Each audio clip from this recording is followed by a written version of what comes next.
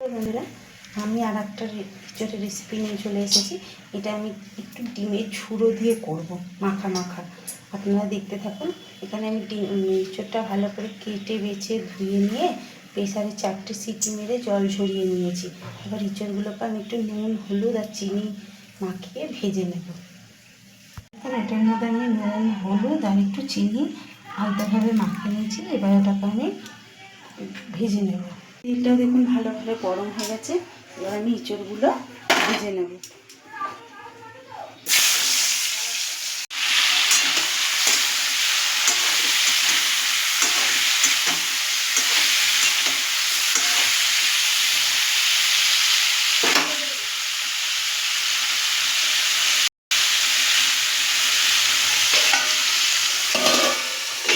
এটাকে মিডিয়াম আঁচে ধুয়ে রেখে আমি একটু ঢেকে রাখবো। 2-3 মিনিট পর দেখুন আমি এটাকে তুলে নেব। এটা আমার ভাজা ভাজা হয়ে গেছে।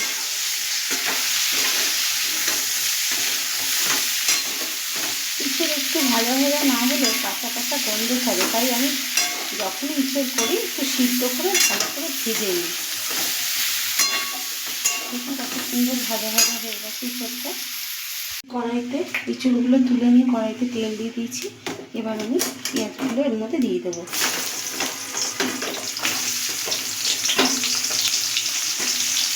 দিয়ে দেবো একটু নুন, দিয়ে পেঁয়াজটাকে একটু ভাজা ভাজা করে নেব। দেখুন এঁচোড়গুলো আমি এরকম লাল করে ভেজে নিয়েছি। পেঁয়াজগুলো ভাজা হয়ে গেছে। এবার এর মধ্যে আমি দিয়ে দেবো আদা, রসুন, লঙ্কা, পেঁয়াজ বাটা।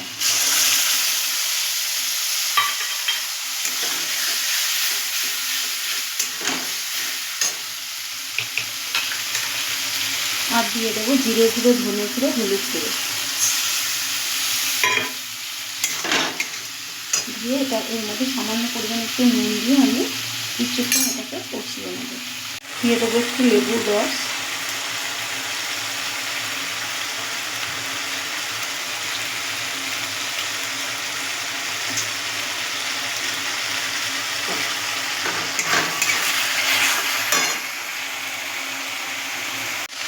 দিয়ে দেবো টমেটো সস।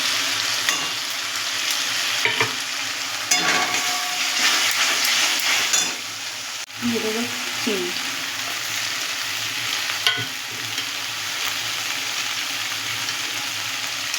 চিনিটা একটু বুঝে দেবেন, কারণ একটু ঝাল মিষ্টিটা একটা সমান হলে খেতেও ভালো লাগে। নুন, ঝাল, মিষ্টিটা। এর মধ্যে একটু মিট মশলা দিয়ে দেবেন যদি থাকে, না হলে গরম মশলা দিয়ে দেবেন না থাকে। কিন্তু মিট মশলাটাই বেশি ভালো লাগবে, কারণ এটা একটা মাংসের গন্ধ আছে। দেখুন আমি কড়াইতে তেল বসিয়ে নিয়েছি। এবার আমি এর মধ্যে 2টে ডিম ফাটিয়ে দেবো। দিয়ে দেবো নুন, দিয়ে এটাকে আমি ধীরে ধীরে করে নেব।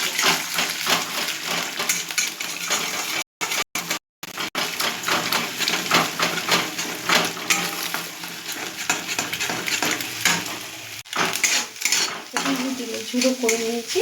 আর এই ডিমের ঝুড়োগুলো আমি এই কষানো মশলার মধ্যে দিয়ে দেবো। এদিকে মশলাটা আমার তেল ছেড়ে গেছে। এবার এর মধ্যে আমি ডিমের ঝুড়োগুলো দিয়ে দেবো।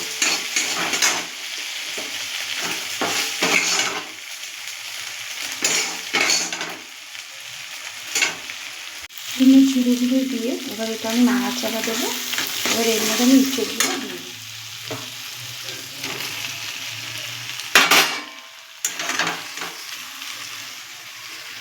এবার 1 মিনিটের মতো নাড়াচাড়া দেওয়ার পর এবার আমি ইঁচড়ের যে থালাটা ছিল সেই জলটা ধুয়ে দিয়ে দেবো।